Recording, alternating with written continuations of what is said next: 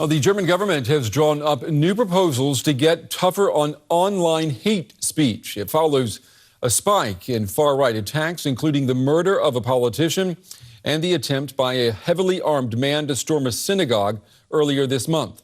The government says there is a connection between violent ideas spread on the internet and violent acts carried out in real life. Hate speech, a challenge around the world and across the web, and one Germany is taking seriously. The country has reason to, with officials pointing to one case out of many. The murder of Walter Lübcke, a local politician shot dead earlier this year, allegedly for his pro-immigrant stance by a suspect found to have far-right links.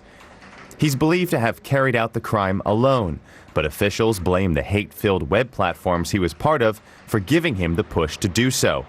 That, they say, makes online speech more dangerous than equivalent statements made in real life. It carries a different weight depending on whether you're insulted at a bar, where only you and maybe a few other people hear it, or if it's online, where everyone in the world hears it.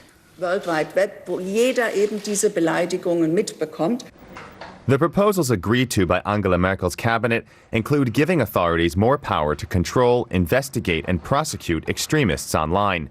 That would go beyond legislation passed in 2017, which compels internet companies to delete or block certain kinds of offensive content. Now they'd have to report it to German law enforcement. Politicians have been at odds for more than a year over how to tighten regulations. The government has also been frequently criticized for downplaying the far-right threat. But they say far-right violence like the Lübcke murder have given them newfound awareness. I can't say it enough. Our eyes are fully open. It's imperative we step up our efforts to confront far-right terrorism and extremism and anti-Semitism, because we haven't viewed this in the same way as Islamist terror and other things. Now it's up to the Bundestag to turn the proposal into law.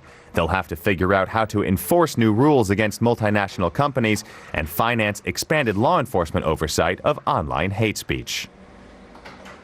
And for more on this, I'm joined now by our chief political correspondent, Melinda Crane. Good evening to you, Melinda. Germany already has legislation in place that puts the burden on internet companies to delete or block offensive content.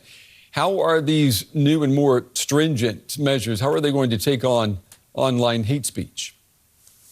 Well, primarily by requiring the same online platforms to go a step further and to report any content that is either inciting violence, containing death threats, or otherwise part of that general category known as hate speech. And they would also require the online platforms to disclose offenders' IP addresses. So that is a significant step further. Beyond that, there were a number of other measures introduced today as well, including the establishment of a new hate crime unit in the security authority, and also increased funding for de-radicalization and prevention, as well as for protection of local politicians and tighter gun control measures.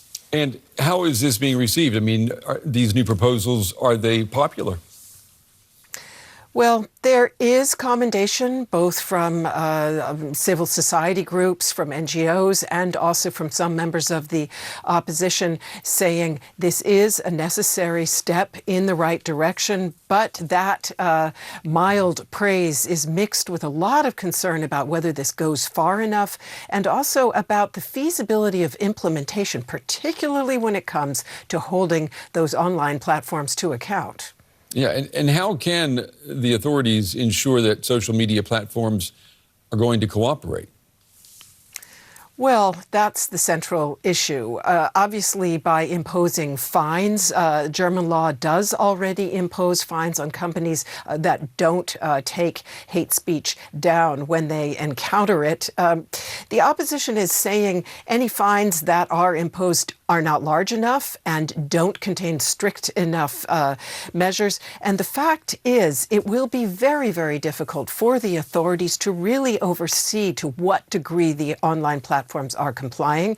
And let's say they do comply, again, a huge burden on the authorities, which presumably then would be swamped with various notifications that they would have to pursue. And many, many experts say the authorities absolutely are not equipped to comply with the likely mass of notifications they would then receive. Now, in the past, we know that platforms like Facebook have taken some measures to comply with German law, and they were very quick to say today that they plan to process any request from the authorities here in Germany much more quickly than in the past.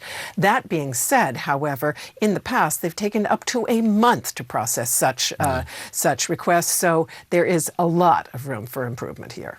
All right. Melinda Crane on the story for us here in Berlin. Melinda, thank you.